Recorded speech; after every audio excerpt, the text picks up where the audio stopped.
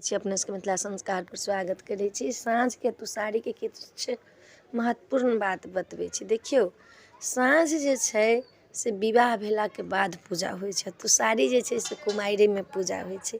कथी ला कुमारि में जे पूजा करबै तुषारी तऽ बर के प्राप्ति के लेल, जेमे नीक परिवार, नीक घर, नीक बर भेटे, ताहि के लेल तुषारी पूजै छै से सोहाग हमर बनल। साँझ पूजै छी विवाह भेला के बाद तऽ हुनका जे छनि गणेश जगन्नाथ जी जे छथिन से साँझ में टहलै छथिन आ संझा मैया के संगे संगे टहलै छथिन।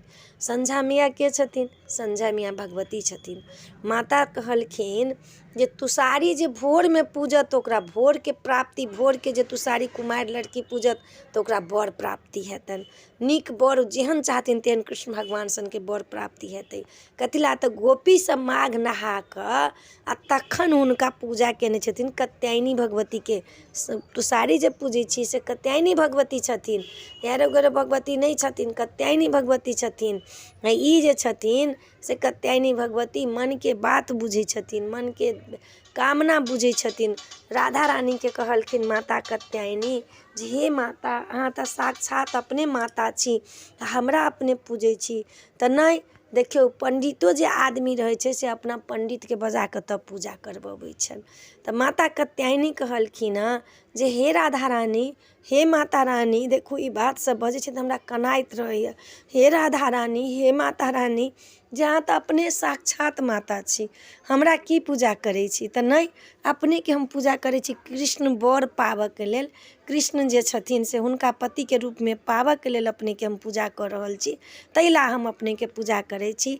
माता जे छथिन कात्यायनी से हँसऽ लगलखिन जोर से, कहै छथिन कि जे अहाँ तऽ साक्षात खुद माता छी, अहाँ तऽ सब विधि के विधान आ विधि के विडामना जनै छियै। तऽ नहीं, हमरा बर पाबऽ के लेल जतेक गोपी छथिन से कृष्ण बर मांगऽ के लेल, तऽ उहे जे रास होइया महारास, सदर पूर्णिमा के कोजगरा के राति में जे महारास होइया, एहि बेर जे वरदान देलखिन तऽ कहलखिन अगला बेर अहाँ के कोजगरा के जे रास होइया, शरद पूर्णिमा के राति जे कहै छियै अपना सब कोजगरा राति कहै छियै, उहे शरद पूर्णिमा के राति में महारास होइ छै।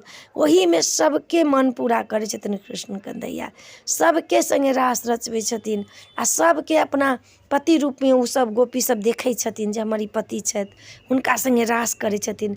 आ माता राधा रानी के तऽ हुनकर उ राधा कृष्ण दुनू तऽ एके छथिन, दोसर केओ नहीं छथिन। परम ब्रह्म परमेश्वरी कृष्ण, परम ब्रह्म परमेश्वरी माता राधा जे छथिन से परम ब्रह्म परमेश्वरी दुइये टा छथिन।